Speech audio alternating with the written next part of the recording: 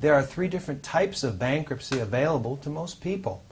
Each is created under a different chapter of the Bankruptcy Code. Chapter 7. Chapter 7 is often referred to as straight bankruptcy and is by far the most common. All exempt assets are retained by you, free from creditors' claims, except mortgages and secured debts.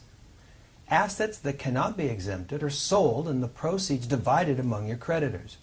Your debts are then discharged or legally terminated, and you're free to start your new financial life. Chapter 13. Chapter 13 permits you to pay your creditors in monthly installments over 3 to 5 years. A formal plan is prepared which allocates how much money will be paid to your creditors each month. This plan is submitted to the bankruptcy court and the Chapter 13 trustee for approval. However, to qualify for Chapter 13, your unsecured debts must be less than about $380,000, and your secured debts must be less than about $1.1 million. Chapter 13 is most often used when there would be some problem with filing for a Chapter 7 bankruptcy.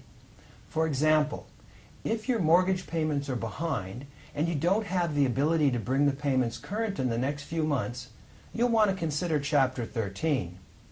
It allows the past due payments to be paid in installments over 36 months.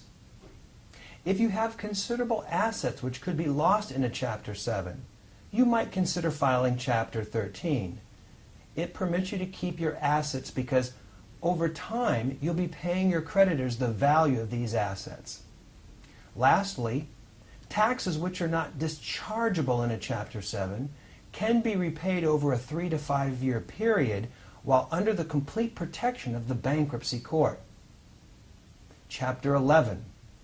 Chapter 11 also reorganizes debts by submitting a repayment plan to the court. This chapter is used when the debts exceed the dollar limits in a Chapter 13.